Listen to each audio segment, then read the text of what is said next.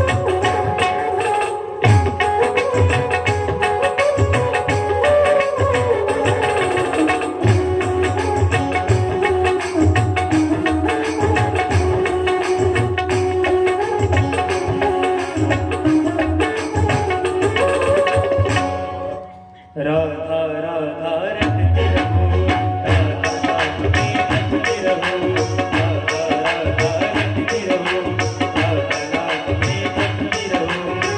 राधा ही तो भक्ति है, राधा ही तो शक्ति है, राधा ही तो भक्ति है, राधा ही तो शक्ति है। प्रेम मेरा लेकिन तूने दीवाना बना दिया, तेरी मुरलिया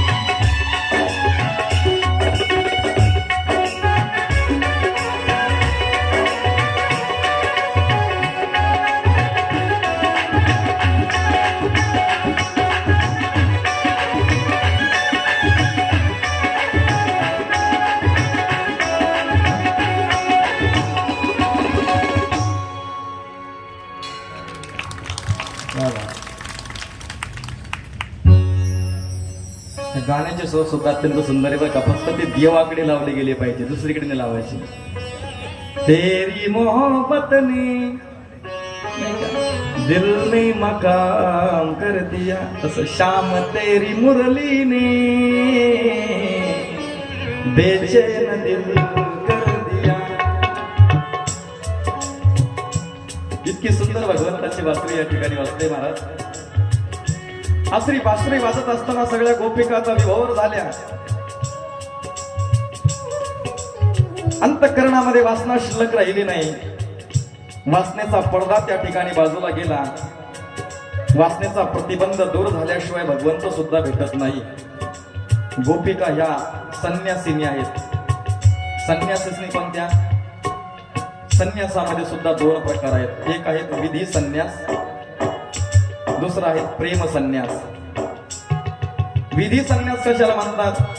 भगवी कपडे धारण करायचे, संसार प्रपंचाचा त्याग करायचा, आई वडिलाचा त्याग करायचा, त्याला संन्यास म्हणतात. तो आहे विधी संन्यास.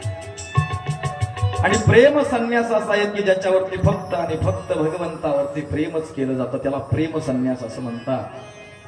मग त्या ज्या गोपिका आहेत ना, त्या प्रेम संन्यासिनी आहेत.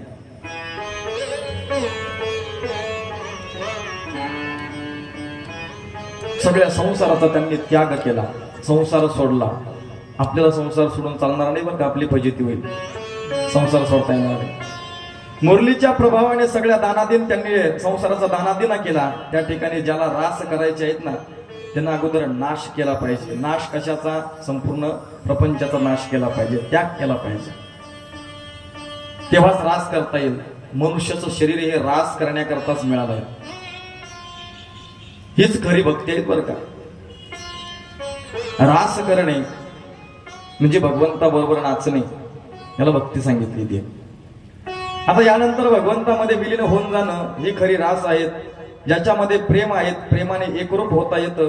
प्रेमामध्ये भेदभावाचा नाश होतो. भेदाचा नाश करण्याकरता भगवंतावरती प्रेम केलं पाहिजे. मुरलीचा ध्वनी कानावरती पडला आणि हसत हसत त्या गोपिका घराच्या बाहेर निघाल्या. आता मुरलीचे स्वर त्यांच्या कानावरती पडले हे खरं आहेत, पण या गोपिका नेमक्या कोण आहेत? या गोपिकांनी पूर्वजन्मीमध्ये अगोदर ऋषी बनून खूप मोठं पुण्य केलं बरं का. फार मोठं पुण्य केलं, तेव्हा त्यांना आज भगवंता बरोबर नाचण्याची संधी त्या ठिकाणी प्राप्त झाली. रासलीला त्या ठिकाणी करायची आणि म्हणून रासलीला करत असताना सगळ्या देहभान हरपला. प्रत्येक जण घराच्या बाहेर निघायला लागली. एक जण दूध काढत होती. दूध काढता काढता तिनं मुरलीचे स्वर कानावरती ऐकले आणि कानावरती ऐकल्याबरोबर तसंच ते दुधाचं पातेलं, दुधाची बादली तशीच खाली ठेवली. ती बासुरीच्या दिशेने निघाले. नंतर पुढे सांगितलं की एक गवळण दूध काढण्याकरता तिनं वासरू सोडलं. आता त्या गाईला पाणवायचं, मग तिनं ते दूध वासरू सोडलं आणि तिनं बैलाच्याच खाली नेऊन ते वासरू उभं केलं. देवभान हरपली होती. एक गोपिका भाकरी करण्याकरता तिनं पीठ हातामध्ये घेतलं, परात हातामध्ये घेतली, पीठ मळते, वासरूचे स्वर कानावरती पडले. तसाच पिठाचा गोळा घेतला देवाकडे निघाली. एक गोपिका आपल्या पतीची सेवा करत होती. सेवा करता करता मुरलीचे स्वर कानावरती पडले, तशीच निघून आली. एक गोपिका आपल्या सासू सोबत बोलत होती. साधू सोबत बोलत असताना मुरलीचे स्वर त्या ठिकाणी कानावरती पडले आणि तीही त्या ठिकाणी निघाली. सगळ्या गोपिका एकत्रित झाल्या, देवाकडे निघाल्या. हे सगळं ऐकणं सोपं आहे, हे सोपं नाही बरं का. ऐकायला सोपं वाटतं, ऐकायला गोड वाटतं. संसार कोणाला सोडा वाटतो का? कोणालाच नाही. तुम्हालाच काय, मला पण सोडा वाटत नाही 10 महिन्यामध्ये. तुमचं कशाला सांगू नाही काय? हा, संसाराच एक असा आहे की त्याच्यामध्ये माणूस आसक्त झाल्याशिवाय राहतो. गोपिकांनी संसार सोडला आणि देवाकडे निघाले. हे सहज घडत नाही, त्याच्याकरता प्रेम उभळून यावं लागतं. उगीच संसार सोडता येत नाही. गप्पा मारून फायदा नाही बरं का. इथं सांगितलंय तर भगवान परमात्मा प्रेम करतो, पण जो त्याच्यावरती प्रेम करतो तोच त्याच्यावरती अगोदर प्रेम करत असतो. आपल्याला संसाराचा धिगाण करून घेता येणार नाही. पहा, एक गोपिका शृंगार करत होती. आरशा समोर ती गोपिका उभी आहेत, शृंगार करते. होटाला तिनं लाली लावलेली आहेत, भांगामध्ये तिनं सिंदूर भरलेला आहे. मुरलीचा स्वर तिच्या कानावरती पडला आणि पडल्याबरोबर ती तशीच निघाली. पण उलटे जसं उलट काय, पाव में कंगन, हाथ में पैंजन, नाक में बुगड़िया लगाने चली.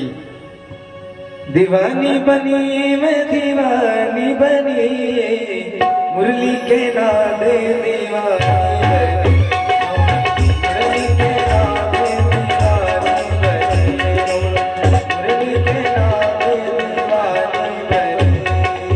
दीवानी बनी मैं दीवानी बनी, दीवानी बनी मैं दीवानी बनी, मुरली के नादे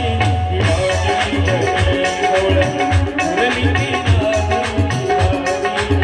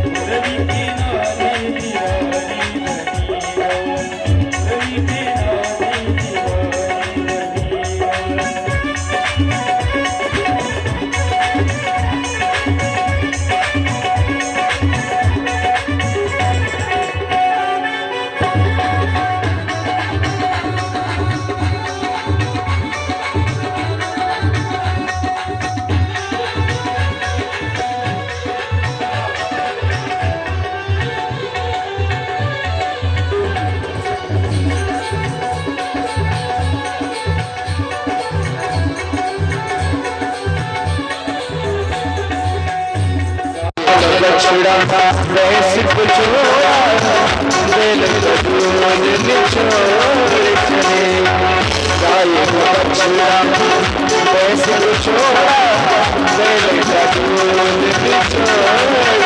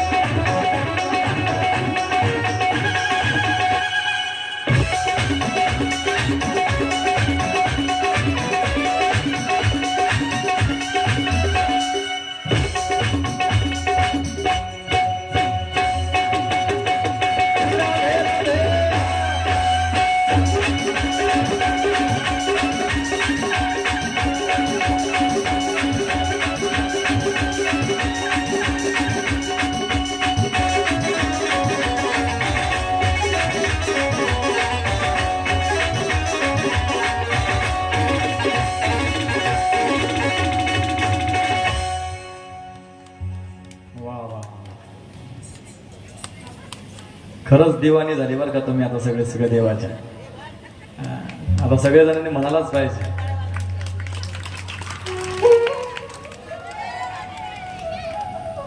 दीवानी बनी मैं दीवानी बनी मुरली के नादे दीवानी बनी.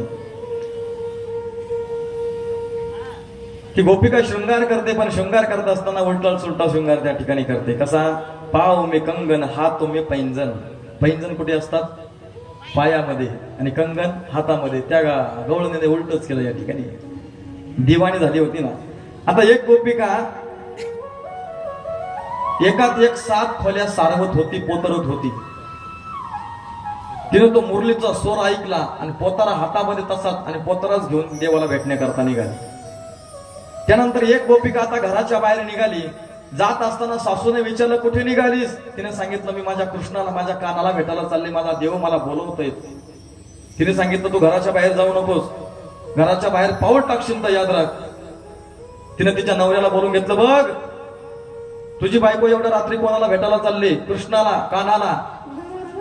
तिला खोलीमध्ये कोडून घेतलं. ती म्हणते, मला जाऊ द्या, माझा कान्हा मला बोलवतोय, तरी जाऊ देत नाही. आणि मग देवाला प्रार्थना करते, देवा या संसाराच्या बंधनात मी अडकले, मला या स्थूल देहाने येता येत नाही, मग माझ्यावरती कृपा कर. प्रियतमाच्या असहाय्य विरहाच्या तीव्र वेदना तिच्या हृदयामध्ये व्हायला लागल्या, व्यथा निर्माण झाली, आणि सगळं पाप तिचं भस्म होऊन गेलं. आणि त्यानंतर सूक्ष्म रूप तिने धारण केलं आणि सगळ्यांच्या अगोदर त्या रासलीलेमध्ये जाऊन पोहोचले. आता भगवंत त्या ठिकाणी आलेला आहे. सगळ्या गोपिका भगवंताच्या अवतीभोवती जमा झाल्या आणि देव त्यांना उलट विचारतोय. इथं पहा बरं का, फार भाव सुंदर आहे याच्यातला. देवानेच त्यांना बोलून घेतलं. देवाच्याच मनामध्ये झालं होतं की गोपिकांच्या सोबत विहार करावा, आणि देवाने उलट सुलट बोलायला सुरुवात केली. गोपिकांनो, कशा करता तुम्ही या ठिकाणी आल्या? एवढ्या रात्रीचं आणि एवढ्या घनघोर जंगलामध्ये, एवढ्या घनघोर वनामध्ये तुम्ही कशा करता आल्यात? अगं आधीच रात्र अंधार पडलेला आहे, मध्यरात्र झालेली आहेत. पशु पक्षी जंगलामध्ये फिरतात, प्राणी जंगलामध्ये फिरतात. तुम्ही इथं नेमकं कशा करता आल्यात? तुम्ही आपापल्या घरी जा. भगवंत त्यांना सांगू लागला, तुमचे सगळे नातेवाईक जे आहेत तुमची काळजी करत असतील, त्यांना घाबरून जाऊ नका, मी तुम्हाला तुमच्या घरी बरोबर तुमच्या माझ्या पद्धतीने तुम्हाला पोहोचवतो.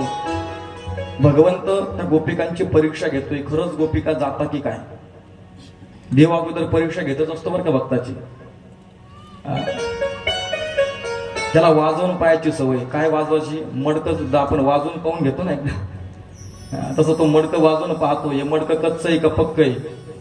गोपिकांना म्हणतोय, तुम्ही घरी जा, तुमच्या घरचे वाट पाहत असतील, काळजीत पडले असतील, आणि एवढ्या रात्रीचं तुम्ही घर सोडून या ठिकाणी आलात, कशा करता आलात? वाजवून पाहतोय. देवाला वाटतं गोपिका परत जातात की काय, हे पाहण्याकरता देवाने या ठिकाणी परीक्षा बघायला सुरुवात केली.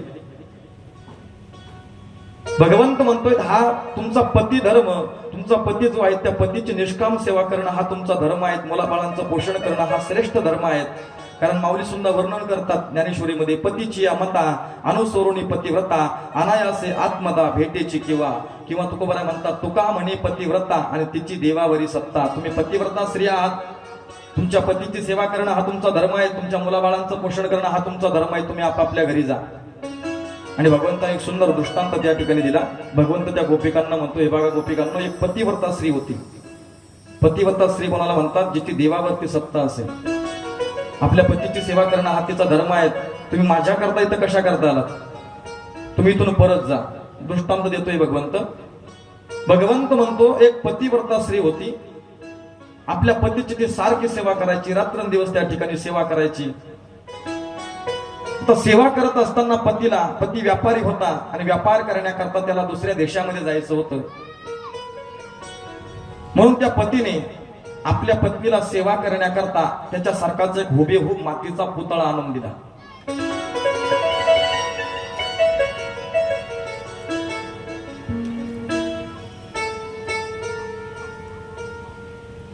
एक दिवस तो पती दमून थकून घरी आला.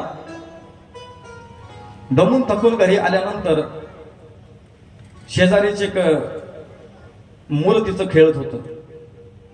तो पती दमला, थकला, दिवसभर त्यानं काम केलं आणि तिच्याच मांडीवरती डोकं ठेवून त्या ठिकाणी झोपला. भगवंत सांगतोय, त्या ठिकाणी झोपल्यानंतर मुलगा समोर खेळतोय, समोर एक चूल पेटलेली आहे. आता पती मांडीवरती झोपलेला आहे, मुंडकं त्याचं मांडीवरती आहे, डोकं मांडीवरती आहेत, मुलगा खेळतोय, शेजारी चूल पेटलेली आहेत. आणि ते मूल खेळत खेळत त्या चुलीजवळ गेलं आणि त्या अग्नीने त्याला गिळंकृत करून घेतलं. तो अग्नी त्याला स्पर्श झाला आणि ते मुलगा जळायला लागला.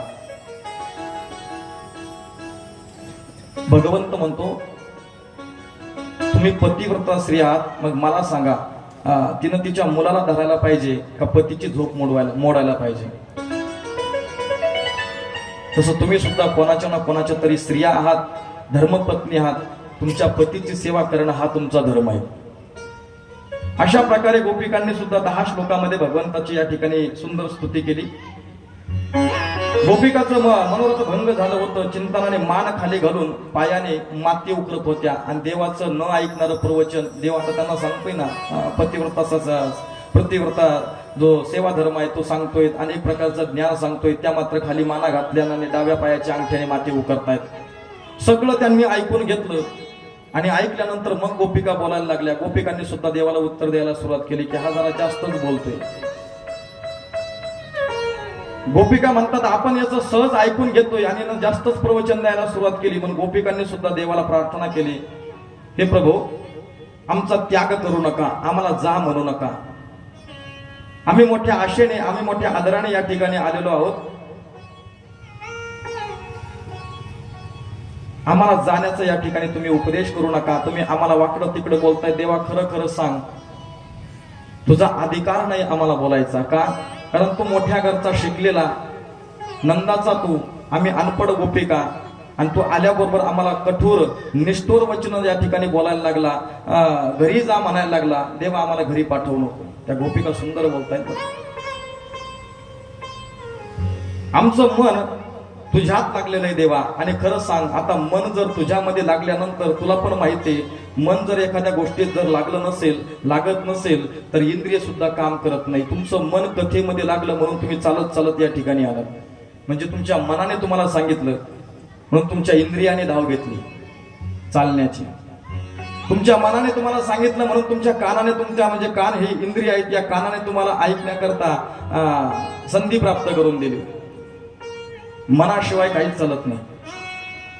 गोबराय म्हणतात, देवा आता तुझ्या चरणावरतीच माझं मन त्या ठिकाणी रमलेलं आहे. आता कोठे धावे मन आणि तुझे चरण देखलिया. तुझे पाय पाहिले ना, आता मन कुठंच धाव घेत नाही. देवा तू आमचं चित्त चोरलेलं आहे आणि आता चित्त चोरल्यामध्ये मी आता घराकडे जाऊ शकत नाही. घराकडे जाण्याकरता माझे पाय मला सांगत नाहीत. माझं मन तुझ्यामध्ये रमलं ना, आता पाय तिकडे घराच्या प्रपंचाच्या दिशेने, संसाराच्या दिशेने धाव घेत नाही. चित्तच तुझ्या जवळ आहे. म्हणून तू आमचं काय केलं तर चित्त चोरलं.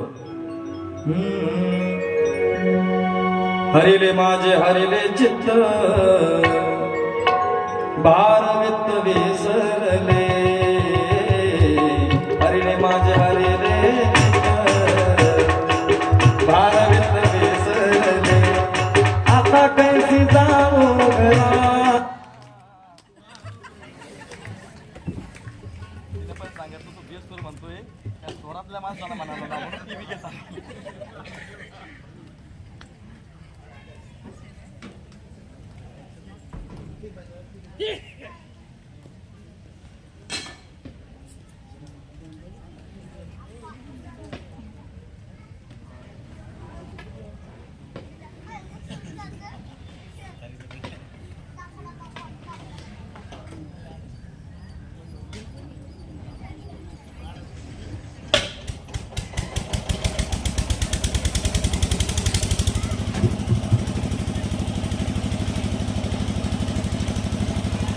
म्हणायचं का पुढे चालायचं? हरिले माझे हरिले चित्त, भारवित विसरले.